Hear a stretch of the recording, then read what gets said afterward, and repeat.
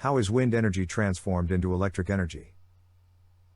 Wind consists of particles, molecules, of different gases, that are moving. These particles have mass. Therefore, because they are moving, they have linear kinetic energy. This energy is transformed in electric energy by wind turbines. Wind turbines are, typically, grouped in wind farms. This is so because the customer that receives that energy, the electric grid, imposed important conditions for this delivery. Basic structure of the electric grid. In a wide area, such as a state, the electric grid is a very complex and vital structural system. Its main purpose is to guarantee the supply of the required electric power to the customers in that area, under known and stable conditions, voltage and frequency. It is divided into two sections. One is in charge of the transmission of electric power from the production centers, nuclear plants, hydraulic plants, combustion plants, combined cycle plants, wind farms, photovoltaic plants, etc., to the vicinity of the consumers, cities, big consumer plants, etc. This is known as the transport grid. Every big producer delivers its production to this grid. Physically, this transport is done with transmission lines at very high voltage, more than 100,000 volts. The reason is that, for a given power to be transmitted, the bigger the voltage, the lower the current in the wires. And, lower current means lower losses in the conductors. The transport grid consists of a set of high-voltage substations that contain transformers and switching elements. On the other hand, electricity is produced by electric generators.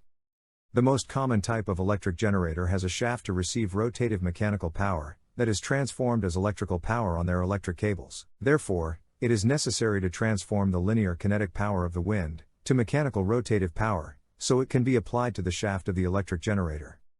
This is the job of the blades. See the video, Why the Blades in a Wind Turbine Turn, to understand how this is achieved. There is a very basic question in horizontal axis wind turbines. Why the hub is turning? Apparently, the blades present an angle, the pitch angle, that seems to be, most of the time, at 0 degrees respect to their rotation plane. Looks like they present a maximum stopping plane to the flow of wind. How this angle produces a rotational movement of the blades? And why it looks like, is this the case of maximum power? An intuitive explanation can be visualized, knowing that the blades in a wind turbine, and the wings in an airplane, follow the same aerodynamic design principle. In the tutorial you can find this explanation. In the launcher, use the Some Practical Experiments menu, then press Suggested Experiments, to present a tutorial with several items. Choose the one with title, Why the Blades in a Wind Turbine Turn? A new tutorial will show the item of reference. The figure presents a laminar flow, horizontal, from left to right. In the center it is shown the section of an airplane wing. This wing is firmly attached to the vertical walls, not shown, containing the airflow. This fixation is through a rod, perpendicular to the section of the wing, and represented by a circle, at the center. The dotted arrows represent the pressure, or depletion, exerted by the flow on each point of the wing's surface. These pressures are due to the deformation of the laminar flow, as it traverses the wing's section. As we assume that the wing is a rigid body, adding all dotted arrow vectors, results in the red vector. And, is applied to the only support point, the rod. This red vector can be decomposed as we like. In this case, it is convenient to decompose it into two green vectors. One of them is pointing up, and labeled F lifting, the other one is pointing rigged, and is labeled F dragging.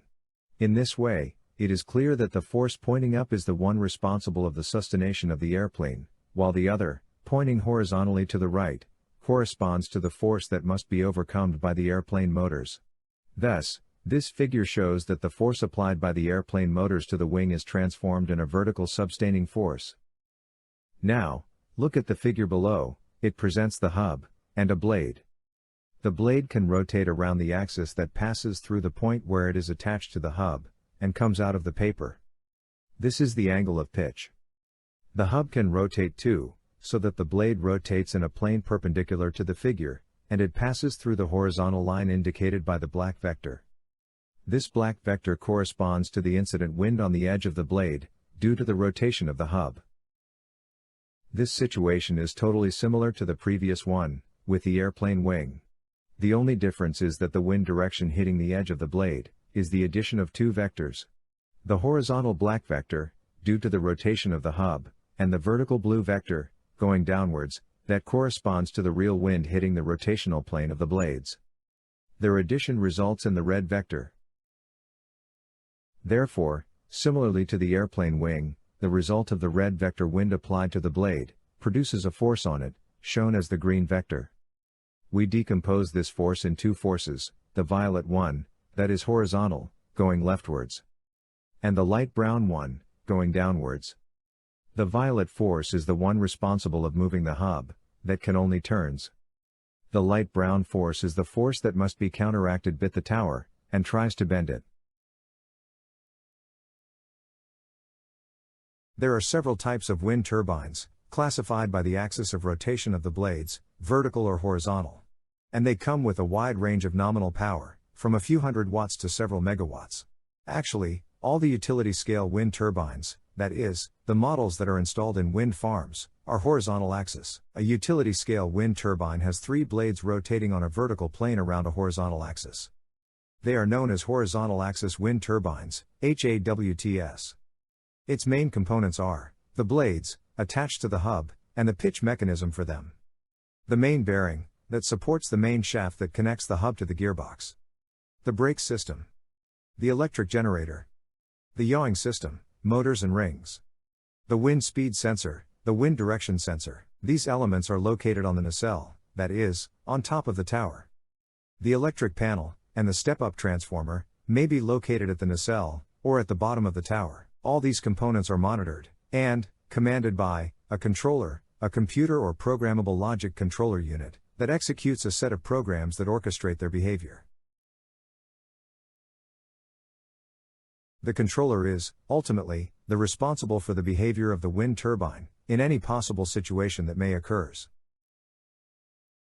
The basic operations of a wind turbine are the so-called cut in and cut out.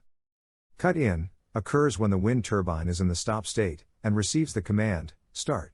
If everything is okay, this operation will finish with the wind turbine generator connected to the grid, producing electric power.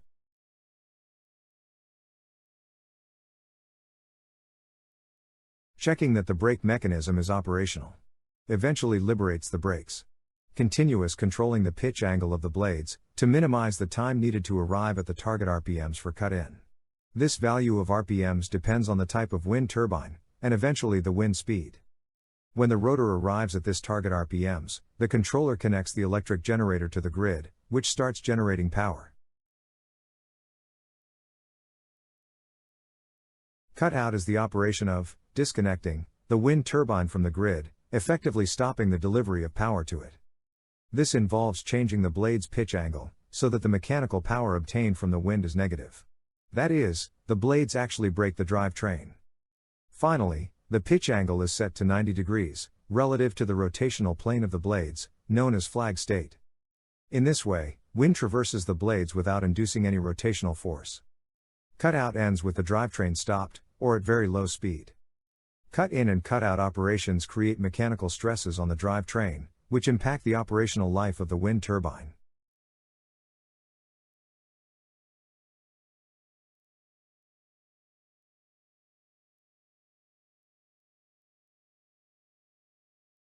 Modern wind turbines are of the so-called doubly fed induction generator wind turbine. Follows a short presentation of some basic operations.